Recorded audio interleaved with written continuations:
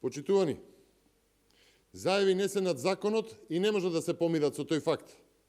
Заеви, Зоран и Вице, не можат да прифатат дека завршува времето на нивното самоволие и шерифско однесување во Македонија.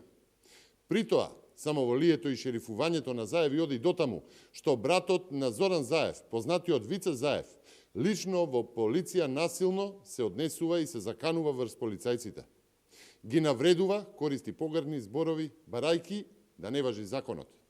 Братот на лидерот на СДСМ предизвикувал насилни сцени среде полициска станица во Струмица, со една цел – случајот да се прикрие.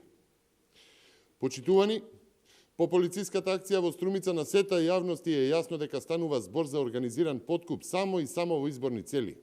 Се работи за чист подкуп во изборни цели, кој што ги потврдува пишувањата и снимките кои што беа објавени и во странските весници за тоа како се победувало на локалните избори во Струмица. Ниту станува збор за донации, ниту станува збор за добротвори. Станува збор за организиран подкуп во изборни цели, организиран, пакуван и дистрибуиран во време на вонредна состојба заради епидемијата.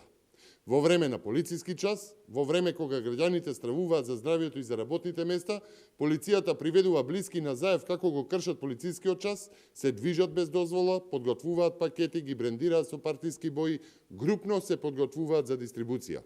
Дистрибуција не за помош, туку за масовен подкуп во изборни цели.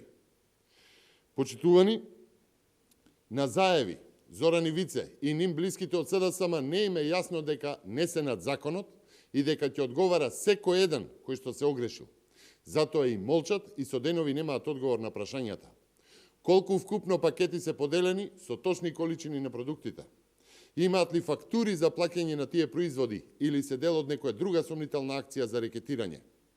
Има ли доказ за потеглон на парите доколку производите се платени?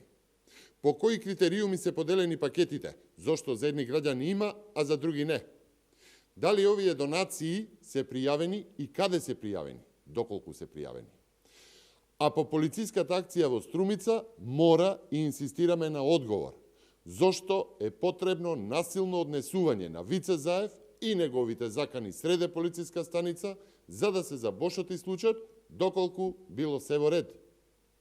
Почитувани, Зоран Заев и СДСМ организирано во 3 месеци смислено ограбија 120 милиони евра од буџетот, ги дозадолжија граѓаните само и само за подкуп во изборни цели. Зоран Заев и СДСМ треба да знаат дека на луѓето не име до пакети производи со минат рок, туку им треба работа за честно и честито да заработуваат и правда дека никој нема да ги злоупотребува и е над законот.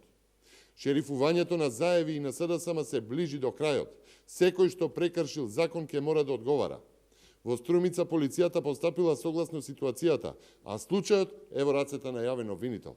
Очекуваме ништо помалку од правда и соодветна казна на прекршителите на законот, вклучително и за братот на Зоран Заев, Вице Заев. Ви благодарам.